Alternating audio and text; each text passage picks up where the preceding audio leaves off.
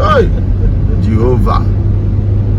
Okay, no mother gonna Christmas. Many people got fetch before. I recognize it better. I'm telling you. Ndị ọzọ lụkwara ọrụ Peter Obi ngige lụrụ ọrụ na ndị all that. Mana nke Soludo abụrụ ọrụ ka ọ na-alụ. Soludo na-ama aka maka chi.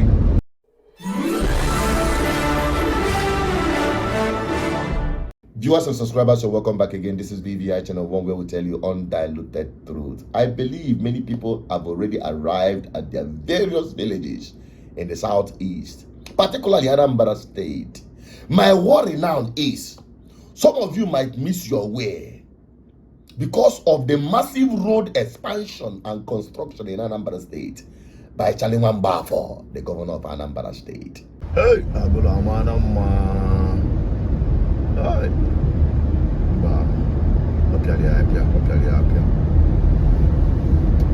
Very soon I will not be Peter Obi na Dubia like this. So I said, Peter Obi anyway. Peter Obi and I have competition with him. I believe, and I know we have Soludo up your Peter Obi adiku appreciative. I will not appreciative. We all Soludo now. On this side now.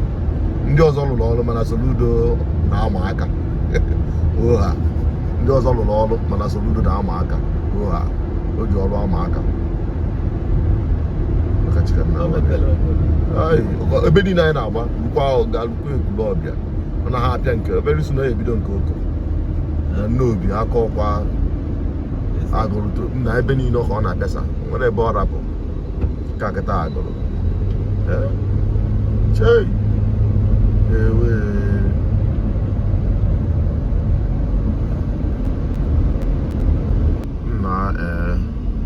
Most people recognize this. Okay, about Obu Junction. Hey, Jehovah. Okay, no mother gonna Christmas. Many people got fetch before. I recognize it better. I'm telling you. Ndị ọzọ lụkwara ọrụ Peter Obi ngige lụrụ ọrụ na ndị all that. Mana nke Soludo abụrụ ọrụ ka ọ na-alụ. Soludo na-ama aka maka chi. Nke a bụ ụzọ be Peter Obi. Peter Obi nata bie na nke a kịta ụzọ aga right. Ebe esi aba ebe Peter Obi. Ọ bata befa kịta anụ ha. Ọ ya ama na nwoke nwe ka o si wee kwado na nke ikpeazụ a na gọọmenti. In terms of ọrụ abịakwa ma ọrụ Soludo rụrụ ọrụ ha. And ụzọ anụ ọrụ dị wee landmark. Ọ bụrụ na just na alụrụ ụzọ na o weta a different dimension n'elu ụzọ. That's expand expands ka ọ na-eme o. Like ebe a junction anyị na-apụta kịta afọ na Agụlụ junction a by the easy guy left ya bụ ụzọ gbadaba Nnewi. Ona ka osikọ wee pịalụkwu ya etu a na Nnewi otu a ụzọ akịta pịalụkwu ya na-awakwa si etu a pịalịa double lane lukwa Nnewi ilukwa Nnobi kịta anụ nwe sikwa from Nnobi pịalụkwu ya gbadabakwa Ekwulọbịa. Nke a ka a na-akpọ ọlụ atụ egwu maka chi. Hey, ewe.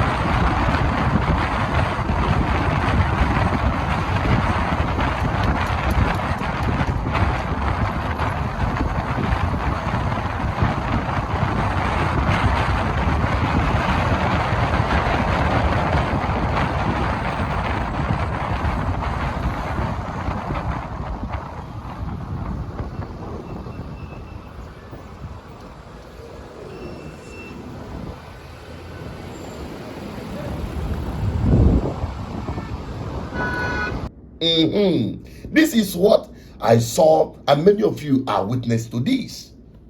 It is massive.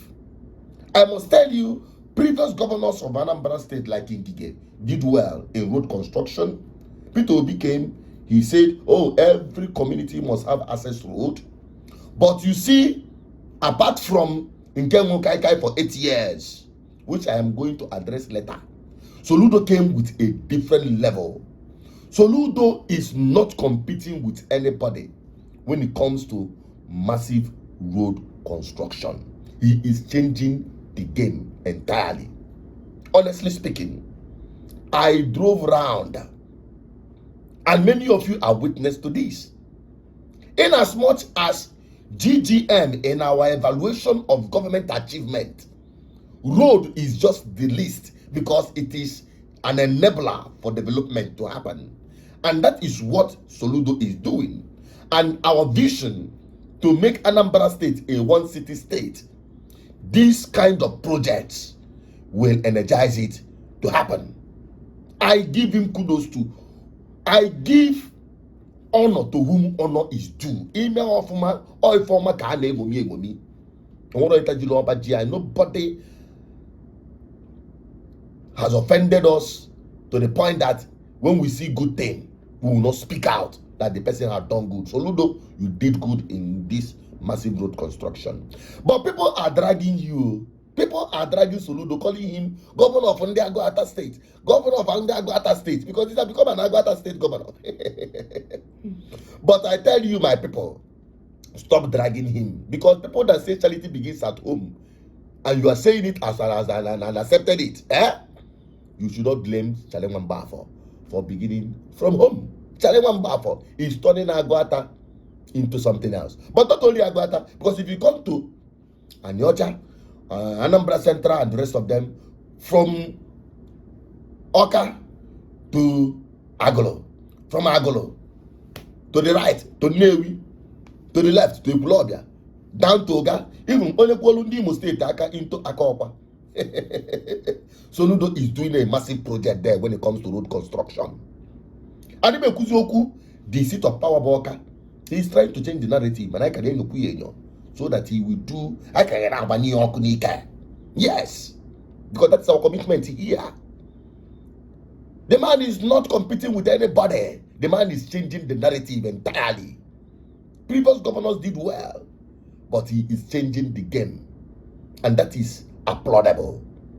Adime Kuzoku going Kaikai for 8 years. Although you are done, going Kaikai 8 years, and look for whom to blame. Why am I saying this? After Soludo's 4 years now, the second term, who will be the next? But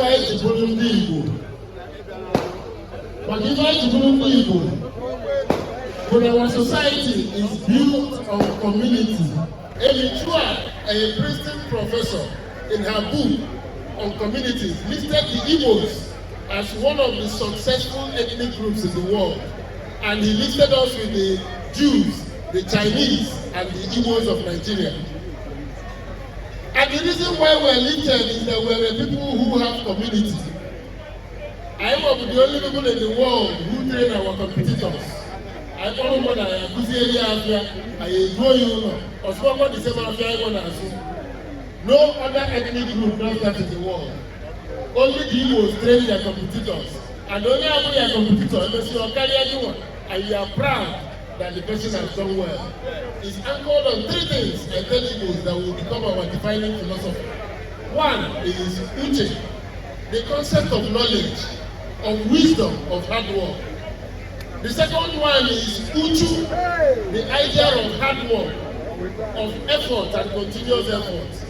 And then the third one is Ewuchuku, the idea of morality.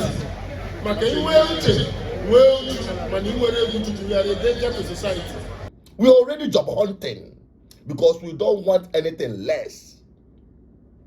After Pitobi and then we don't want that to happen again. We want progressive minds, innovative minds that will come up with other things so that after we blend them together, we have the nation, the Igbo nation we desire. Not just for the Anambra state, but the entire Igbo land.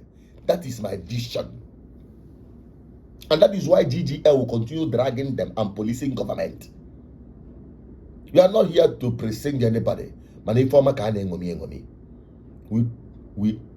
admonish our people to be part of this massive campaign and crusade for good governance in our homeland. Because when I preach it, some docile, mentally brainwashed individuals are now going one Nigeria because we are preaching good governance for a better society for our people. And now Kogeri. Kudos to you, Shaleman Bafo. But we already jump hunting after you. Who is next? We are torchlighting him before. We told him when at the time of UPP, he will remember and attest to that. I'm talking about Chidoka. That man is becoming exceptional. That young man has potential. In the Anambra state, make una no think say somebody is giving me something to promote somebody. No. If you ask him, I've not even met him one-on-one for years. You don't even know me. Maybe he's seen my advocacy. But let him know. I just want to tell him beforehand that GGM is all around him. Not to slide here. So that always some people is signing for an aboni care. And make sure that he will not ascend and take over as the next governor. But if from the things I know for now, the man no, the torchlight I know about this young man and about Chidoka, the guy with potential. Yeah,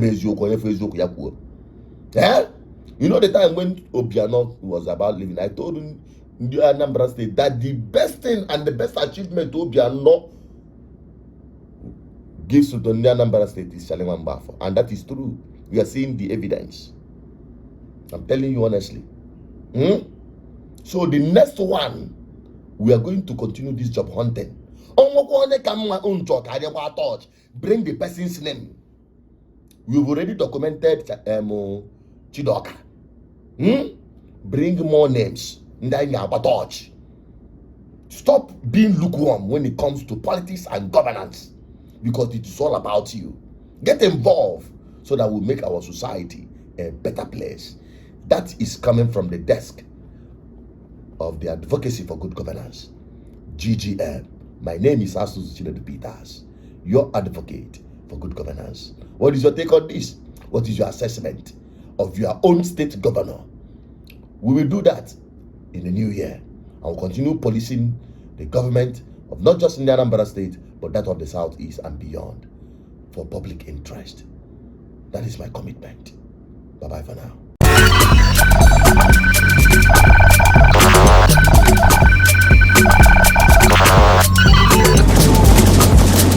GGM, uniting the people for good governance.